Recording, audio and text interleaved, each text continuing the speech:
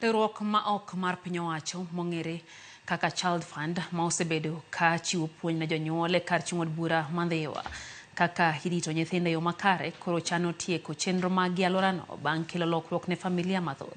Chenrono mane ochakore 2019 osebedo ka geto neno ni nyithindo chakre ma pod nie ich nyaka nyuolgi oyud arita makare kuom jonyuol mar geng'o midhiero manyalo jukogi ka gidongo. Ali Abich nigi ler. Kuom higni 6 riwruok mok mar piny owacho ma ong'ere kaka Child Fund ma bende ochung' ne rango ngima nyithindo matindo osebedo ka chiwo puonj makende ne jonyuol e gwenge mopogore ka chud bura ma Ndhiwa e kaunti ma Homa Bay kaka ginyalo rito nyithindgi kapod ginie ich nyaka nyuolgi ma gichopo higni mowinjore ka gidongo e yo makare. Chenrono osebedo ka nyuando jonyuol machuo kod joma mine maduto ni koro ting' mar rito nyithindgi kendo en gino mosekelo lokruok e familia mathoth, arita mag nyithindo matindo kod puonj mamoko modak e udi. Bura ka wasebedo kwa puonjore gik mang'eny, wasepuonjore stress kaka inyalo avoid stress mang'eny e ot, inyalo weri gi gik mang'eny kaka loan mamiyi pek e ot, mamiyi bedo gi stress mang'eny nikech ka iwuotho to in gi stress mang'eny tinyalo po kata ka kari ogweyi e wang'ayo. Kasto wayudo ni wan gi gimoro ni ideal environment. Ere kaka wanyalo keto environment obed maber. Nyathi be onego bed ni ichako puonjo wach ka en e ich kochakore. Wich mar nyathi bedo maler chakre 0 to 3 years.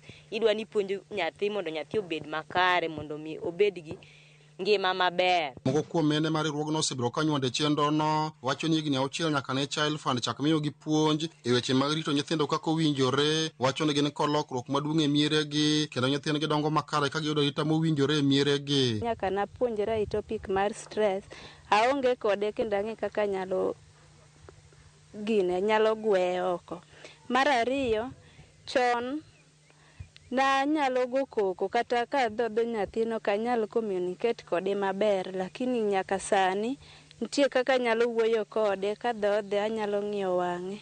Osekonya sana kendo ayudo puonj makare e wi wachno. Ka koro riwruogno chano mar tieko chenro magi e gwenge mopogore Ndhiwa e thuolo ma dweche 4 mabiro, nyamrerwa ma bende nigi diero mar chopo ir jonyuol wacho ni jonyuol oseyudo lokruok maduong' kendo thoth mine ne kod ng'eyo matut kaka irito nyithindo e yo mowinjore. Kane program ni chakre, mine gi ne ok ong'eyo gik mang'eny. Sani wayudo ka wan gi pogruok malach kendo e gweng'wa kae te nitiere pogruok. Mine gi ong'eyo kaka ginyalo kedo gi stress, achiedh nade machandogi, ging'eyo. Kendo mar ariyo ging'eyo kaka ginyalo loso tijegi, ging'eyo kaka ginyalo wuoyo gi joutegi.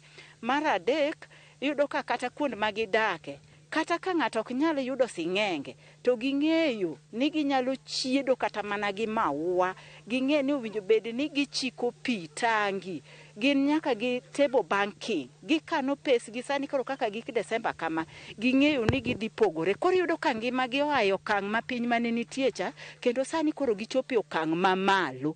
Ali Abich, Ramogi TV, Homa Bay.